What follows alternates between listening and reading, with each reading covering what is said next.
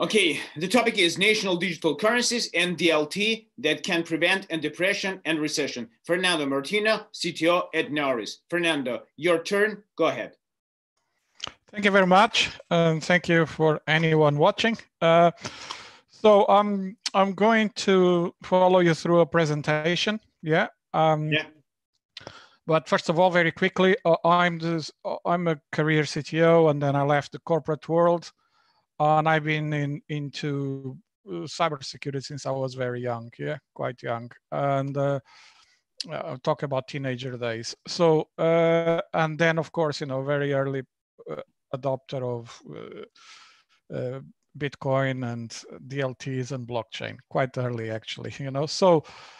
I'm just going to follow you something that is quite interesting. I start to think about this in 2015, 2016 with my co-founder, and you'll understand a bit more. Yeah. So let me just enable the PowerPoint presentation. Let me share this screen, and I'm going to follow you through. I'm sorry, I'm not a usual Windows user, so I've got here a virtual box. So I'm going to share the screen, and then I will enable the PowerPoint. Okay, so I will just go through these slides very quickly, and just to focus a little bit, going back a bit time in history, yeah, just so we follow you through. There's kind of a way of thinking about this that I want to follow you through, yeah. And the topic is national digital currency, DLT, and I'll touch base in cybersecurity. This is where we're really strong, and that's what we do at NAORIS, right? So. 2007, this man came up with something that kind of changed the world tremendously. He came up with an iPhone. Yeah, there was mobile phones before. There was phones for many, many years. So it was not really an invention, nothing new. It's just innovation. Yeah, a better phone, an ecosystem of apps. That's the key thing. An ecosystem of apps. In 2009, the first Bitcoin was mined. Yeah, as we all know. And then in 2010, this man came again with the iPad. By that time, there was a huge ecosystem around apps, and anyone could produce an app. So you can imagine this started to become a security headache for a lot of people as well. Yeah, and the iPad just enhanced that, which is a lot of people at the corporate level start to want to use iPads and apps for this and apps for that. Yeah. And then cloud first, yeah, 2011. This cloud first strategy started to be implemented by most of the corporations out there. Then mobile first strategy, there was Facebook, the first one to adopt, and everyone came after. And then what all of these made was a very, very well-connected world. Anything that we start to interact with in the world, and a lot of the data start to go to the cloud, yeah. And the explosion was really then with Internet of Things, 2014, and that's when everything that we really interact with in the world started to be really connected, and we start to make these things more clever, get the AI on top of it. So at this point, it started to be really an incredible headache for anyone that's trying to protect the environments. Yeah, and at that time, it was then when cryptocurrencies start really to come out. Yeah, a lot of adopters at this time, and then by 2016. Cryptocurrencies were just out there. We all know that, and there was an explosion of a lot of other things as well, including ICOs. But the critical thing was the blockchain and DLT achieved what is called the early adopters phase, yeah, where I think it was Accenture that came up with a number, that came up with about 13.5% of financial institutions who are already trying DLT and blockchain, yeah. believe it or not, there are reports about that, and he did an extensive study about that. And so, you know, he achieved early adopters. Of course, you know, it's not like production, full production. You know how it is in corporations when it comes with early adopters. They're just gonna try, you know, try things and see what they can get in terms of innovation. Yeah. So a few years later, then digital currencies and more around national digital currencies start to be really taking a bit more serious. Yeah, there was a lot of good things that they could do that, and that's when a few countries like China and then Russia went on the bandwagon, and a few others, they start to go adopting this because that gives them a lot of control. Yeah, and it's perfect for this type of states. Yeah, and I don't want to get into politics here. Yeah, it's not my part of my brief, but and of course there were other countries trying to prevent this, obviously, you know. So going a bit further and talking about these digital currencies, you know, tax evasion is a huge problem in countries. Yeah, and you know, it's a massive problem, you know, for a lot of for some of the big countries, and even smaller countries usually suffer the most, actually, you know. So it is possible to actually collect every single cent of tax from the taxes, you know, and the reason is because there is technology today like DLT and blockchains that allows you to achieve that, and I'll explain you a little bit. Inflation is also a huge problem, and controlling inflation, it's becoming a bit more difficult, just a tiny bit, you know. As the world moves so fast, it starts to become a huge problem. And I think with this pandemic, we're going to face a few issues around this. Yeah. So inflation also can control inflation better. Yeah, it will be able to control inflation better, and I'll explain you why now. So think about, I mean, this is a Merkle tree. A lot of you probably know what a Merkle tree is, but think about a national ledger, you know, or a combination of ledgers. And with a concept with Merkle trees, yeah, they will have a main chain.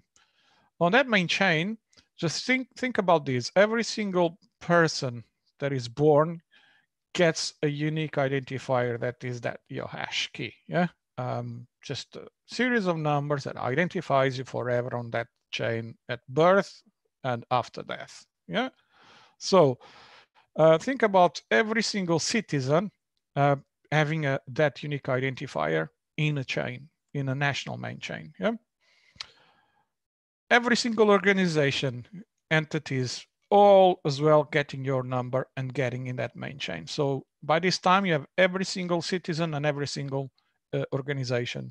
No public, non-public, doesn't matter. NGO, doesn't matter. Every single one will get one, and it gets in that main chain.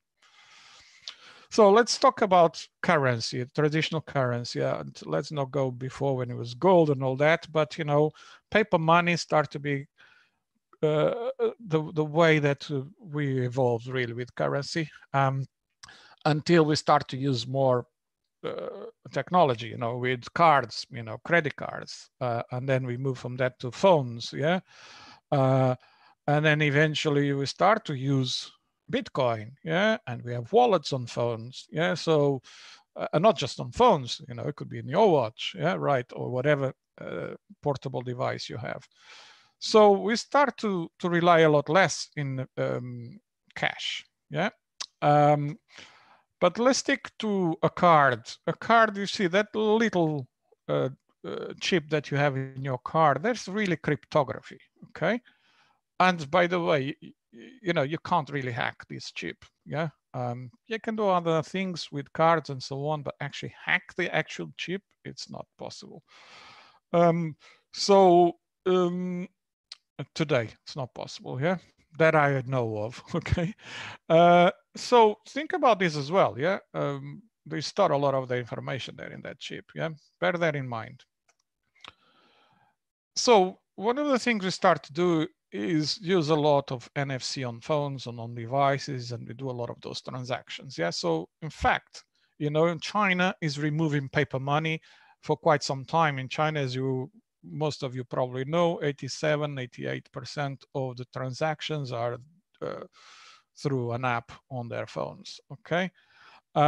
So there's, I have a story about that actually, but I will, it is around people not being able to do calculations on giving you a change when you get to Starbucks there in China. But we use WeChat, right? And WeChat has already enabled the digitalization of transactions, which is good in one way, yeah? The other way, that data ends up in the government, obviously, So think now about these Merkle trees, yeah, and side chains. So think about your currency, your national digital currency becomes a side chain of that main chain. You already have all citizen, every single org, as a unique identifier there, then you enable as a side chain your national digital currency, but you enable any other currencies, and cryptocurrencies as well. It doesn't matter, crypto RMB, or call it whatever you want, yeah, or Bitcoin. They will all go there. This is being implemented in a few countries. Yeah, I can tell you that right now. So in fact, every single thing that happens with currencies, your national digital currency, or any other currencies, it becomes visible. It has to become visible, and they will enforce that it becomes visible, because every single entity and every single person is in that chain, right? Identified in that chain. So now think about this as well, because you have that digital currency, all your earnings, including your salaries, now are going as a side chain, yeah, into a unique identifier as well. It could be your wallet, your bank account, it doesn't really matter. But because you are already identified, the bank is identified, your employee is identified in the main chain. So now all your earnings, yeah, will go in that main chain as well. Yeah, it doesn't matter what they are. They will have to go. So because everyone, like I said, is identified there, then every single thing that you manufacture, every single thing that you import, every single thing that you produce in the country and that you sell in that country, because people have to buy things, right? So that will come as a transaction identified, yeah, by someone that pay X. So think about the power of this, yeah? You can have all of those identified in a main chain.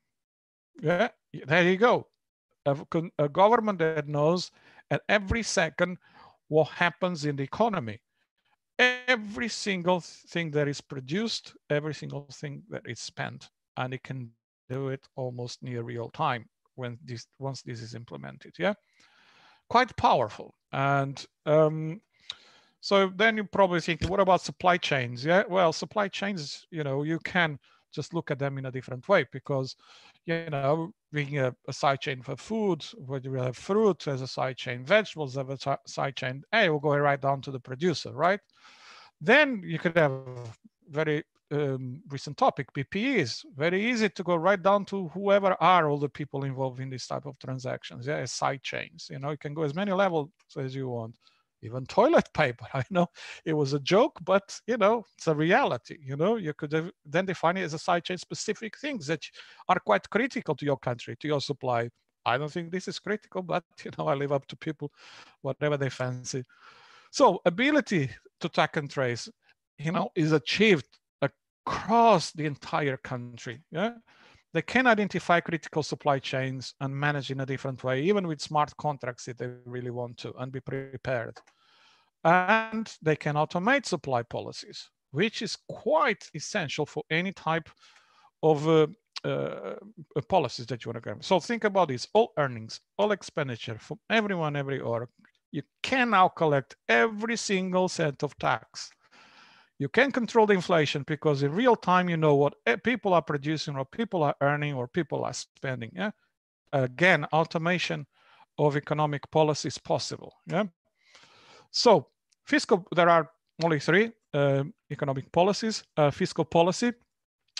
And you can do with fiscal policies, you cannot automate and changes in tax and shifts of aggregation. There's so many things you can do in near real time. What that ensures is that a continuous equilibrium of aggregate supply yeah, and aggregate demand, because usually, well, that's what really dictates inflation, yeah. And that's what is essential to have a balanced economy. An obvious positive GDP with only a small inflationary increase, yeah. So all of these policies can be automated through smart contracts. I mean, we as a government, we could just sit back and see it happening in real time and stop it if we really want to intervene manually, you know. But all of these will be able, we will be able to automate these, yeah. So quite powerful when you have all of this big picture. And China is working on this. As you know, they released their digital currency, and they will get to a point where they want full control, and they will achieve this, yeah? So controlling recession, like I said, let's go through the deeper. Aggregate supply and aggregate demand balanced, yeah? Tick box. You can freeze the entire economy and stop markets immediately. What this, think about, you freeze something in time and then you defrost and it will continue, yeah? It just stops so much of the suffering and a lot of the people trying to really push the market down and then buy it low and, you know, double your fortune, etc. All the things that we know happens when we have this type of crisis. And then activation of critical supply chains, because you can track all of that. You can just activate all of those and just enforce either through smart contracts or actual contracts you had with people in those supply chains, yeah? And of course, you can automate parachute dropping of cash. But because remember, at that point, everybody has that card where you have all of that, your digital currency, or which is really a wallet, or a wallet on your digital device, doesn't matter. So the money could just be dropped to every single citizen for 1 month, 2 months, 3 months, until the crisis stopped, until the pandemic or the virus is gone, yeah, without affecting and without causing a recession. This is possible with technology today. It's the willing that is needed, yeah? So we at NAORIS, just very quickly, I know you were running out of time. NAORIS, we spotted what we could do with some of these technologies. And what we achieved was a totally distributed cybersecurity ecosystem with a little bit of swarm AI. So we have swarms as well and distributed AI. You know the problem with cybersecurity, single points of failure. It takes 101 days on average to detect a breach on any system, sometimes 180 days, sometimes 270, depends on where you are on the planet, yeah? And of course, you know, very, very costly compliance and audits, and compliance doesn't work today, yeah? Because they have to check every single device on a network of 20,000 devices. It just doesn't work. They choose 3 or 5, they check if everything is okay. If it is, then yeah, you get a stamp and give me whatever money for the audit. Yeah, that's how it works. So 35 years, nothing changed. It's a massive problem. 3 trillion, we're losing every year. It's gonna shift to 6 trillion. All of these people being faced tremendous with cyber attacks, but this was the biggest prize winner. Yeah, 1.5 trillion US dollars transferred in IP, you know, just in one go. Yeah, you can Google it. So the solution, we distributed, decentralized. We have agents running over every single machine. And what you need is consensus from all the devices on your network to be able to verify if the device is still healthy or not on your network. Yeah. So when an attacker tries to compromise that device, if that device doesn't have the same status as it had the previous second, then what happens is, you know, there's no consensus on the entire network, and that device can happen a few things. You know, it can actually be segregated. It could just be a command and critical system shut down the device. So in less than a few seconds, a second or two, the attacker is just taken off from the network.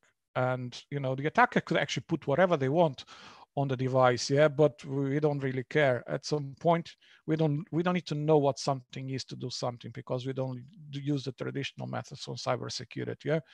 Yeah, we just take a baseline, we get that into our DLT. That baseline is represented as a hash key. When that device is compromised, the next hash key is different, you know, so therefore device is taken offline. Yeah.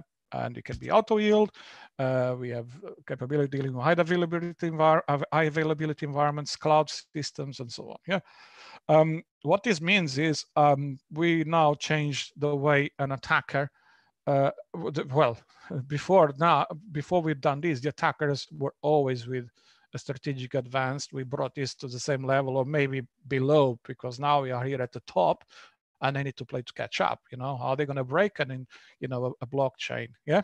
So that's the critical thing that we've achieved. And by the way, we can detect malware, cyber weapons, and what's difficult to detect today is cyber weapons. You cannot detect unknowns. Yeah, we can detect unknowns today by doing this type of approach and prevent really data loss. So anything related with data, you know, as long as you tell us what to look for, what is the data is, what is the data set, it doesn't matter, database, anything that tries to interfere with that and changes anything is detected in less than a second. Yeah, so that is the critical thing that we achieve. Why? Because we thought a lot about how blockchain, DLT, Merkle trees can help you, and we are prepared for this new world that I mentioned that is going to happen with digital currency. You have to think about using Merkle trees as a side chain to be able to fit into that new world that is coming soon to everyone. Thank you. Thank you, Fernando. Yes. You're welcome. Yes. Thank you. You can ensure, please. Yes. Okay. Everything is done. Thank you for your time. It's really a pleasure to hear you. Fernando, I have to say you goodbye. Goodbye. Thank you very much, everyone. See you later.